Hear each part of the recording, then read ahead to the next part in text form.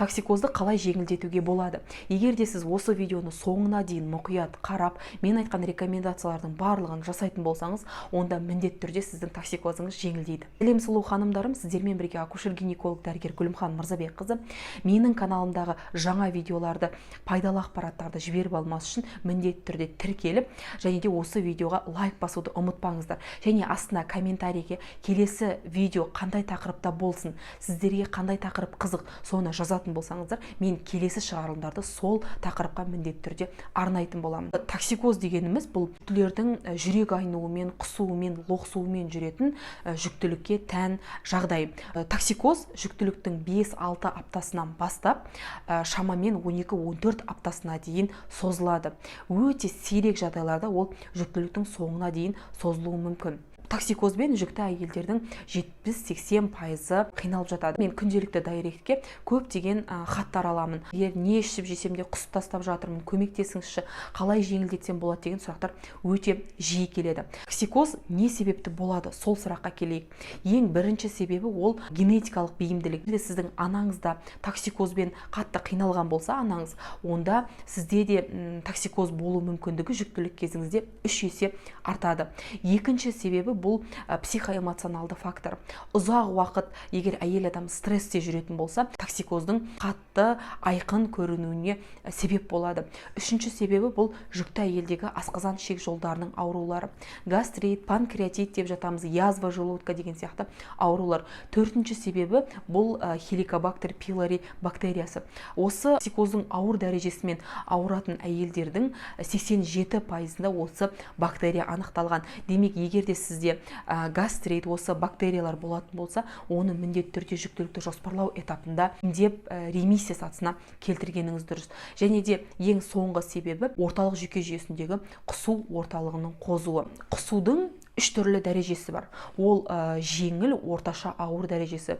Егер де сізде орташа және ауыр дәрежесі болатын болса, міндетті түрде сіз дневной стационарда немесе стационарда ем қабылдау керексіз. Жеңіл дәрежесі дегеніміз, ол сіз осы мен айтқан рекомендациялармен ешқандай дәрілік заттарды қосымша пайдаланбай, өзіңіздің жағдайыңызды біршама жақсартуға мүмкіндігіңіз бар. Жалпы, егер де сіздің құсуыңыз көбінше таңертеңгілік уақытта болатын болса, күніне максимум 3-4 рет, 5 ретке дейін құсатын болсаңыз, және жалпы жағдайыңыз жақсы, ешқандай салмақ жоғалту жоқ, онда бұл сізде жеңіл дәрежелі құсу. Ал егер де 5 реттен көп 10 ретке дейін болатын болса, бұл орташа дәрежесі, 10 реттен көп құсатын болсаңыз, онда бұл ауыр дәрежелі жүктілердің құсуы. Мен айтатын лайфхактар түрде сізге көмектеседі, егер де сіз мұқият орындайтын болсаңыз. Ең біріншісі бұл тамақтануға байланысты. Көптеген қыздардың қателігі, мен күнделікті мысалы дайректте сөйлесіп консультация жасап отырамын ғой. Сол кезде кәні айтыңызшы маған, қалай тамақтандыңыз, не жедіңіз, не іштіңіз десем, мен құсам ғой бәрібір деп ештеңе жеген жоқпын. Кешке дейін аш жүрді, түстен кейін немесе кешке қарай қарны қатты ашқан кезде тойып су ішіп алады, немесе тойып тамақ ішіп алады, ал одан кейін оның бәрін құсып тастайды. Бұл ең басты қателік. Ең бірінші кезекте сіз тамақты 5-6 приемға кішкене бөлшектерге бөліп, порцияларға бөліп қою керексіз. Тамақтың көлемі шамамен сіздің алақаныңыздай болуы керек. Құссаңыз да, өзіңізді нашар сезінсеңіз де, жегіңіз келмесе де, міндетті түрде аз бөліктен тамақты жеп отыру керек. Суға байланысты. Суды тоже лұқылдатып 1 стаканды тойып ішіп алмаңыз. Суды трубочкамен аз ұрттап ішу керек. Тамақты ыстық кезінде ішпеңіз.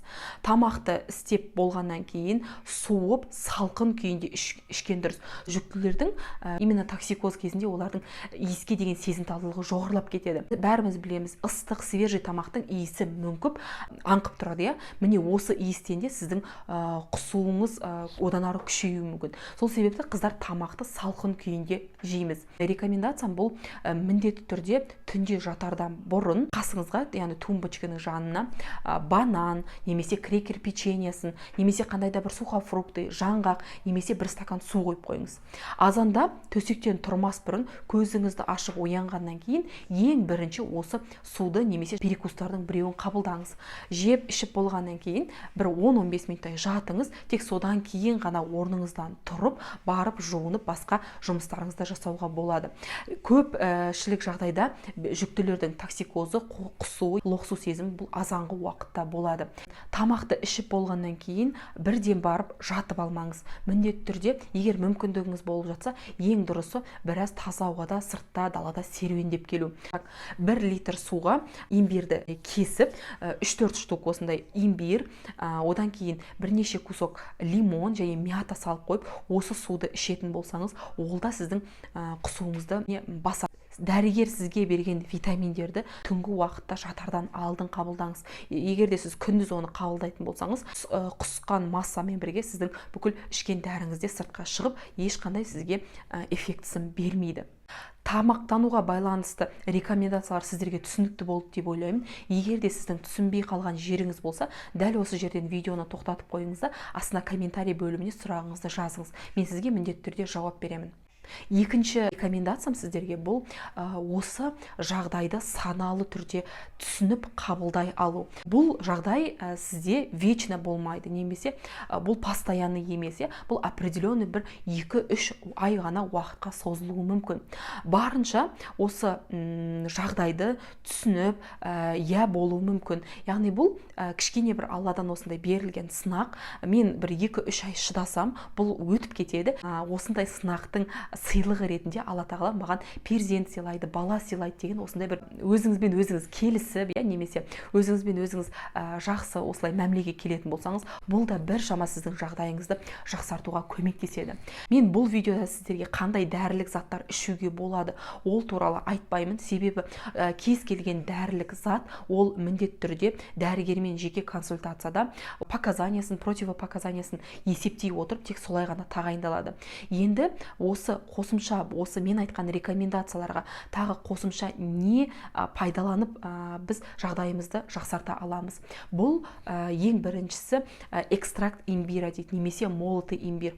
Күніне егерде 1 граммнан кемінде 5 күн қабылдайтын болсаңыз, сіздің осы құсуыңызды жеңілдетуге көмегін тигізеді. Имбирді қабылдау, бұл мен оны бір ойлап тапқан жоқпын. Бұл дүниежүзілік рекомендациялар, именно осы жүктілердің токсикозы кезінде ұсыныстар.